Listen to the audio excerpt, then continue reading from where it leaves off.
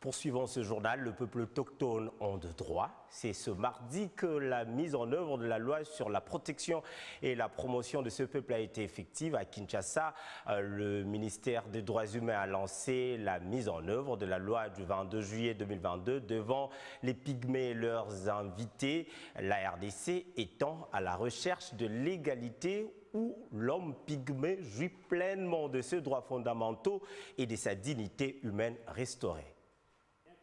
Plus d'un an après la promulgation de la loi portant protection et promotion des droits des peuples autochtones pygmées, aucune avancée de la situation de ces peuples n'a été enregistrée. Ce sont les affirmations de 160 organisations de la société civile réunies au sein du réseau des populations autochtones et locales pour la gestion durable des écosystèmes forestiers de la RDC. Les peuples autochtones pygmées sont confrontés à d'importants défis, notamment en matière de droits économiques, sociaux et culturels, tels que l'accès à l'éducation, à la santé et aux services sociaux de base, l'accès, la gestion, le contrôle et la sécurisation des ressources naturelles de leurs territoires ancestraux.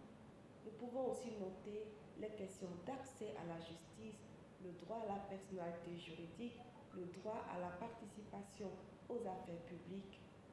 C'est aussi pour moi l'occasion de lancer un appel à toutes les parties prenantes au niveau de l'État, de la société civile, des ONG, des missions diplomatiques, des entreprises et autres acteurs pour un engagement dynamique en vue de faire avancer les droits des peuples autochtones en RDC.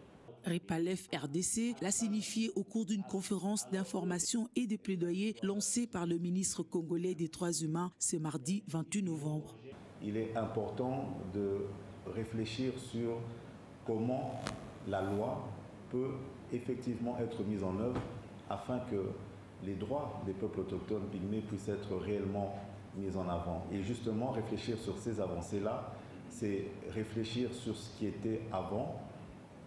À partir du moment où la loi a été promulguée, qu'est-ce qui a été fait et qu'est-ce qu'il faut faire davantage pour que justement les peuples autochtones pygmées puissent voir leurs droits réellement être respectés. Il faut que nous ayons au sein des institutions de plus en plus de personnes, réellement des personnes autochtones, des personnes autochtones au niveau des institutions, mais il faut également qu'il y ait cette symbiose, qu'il y ait cette convergence de vues sur ce que sont ces droits et comment ils doivent être implémentés en République démocratique du Congo.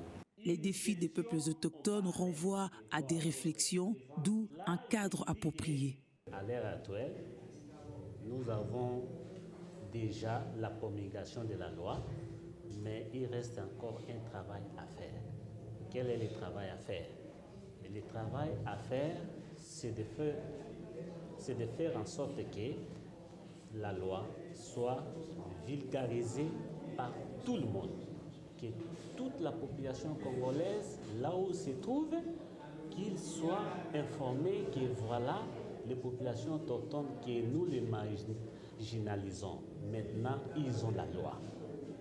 Dans toutes les provinces, il y a des peuples autochtones et il y a besoin que les leaders autochtones et les leaders non autochtones, les communautés locales, puissent aider à ce que la loi soit vraiment bien vulgarisée.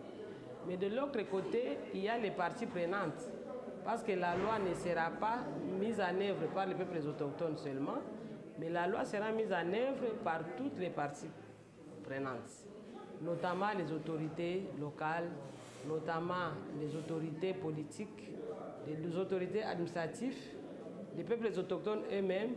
La vulgarisation de la loi a été promulguée, sa vulgarisation demeure un impératif.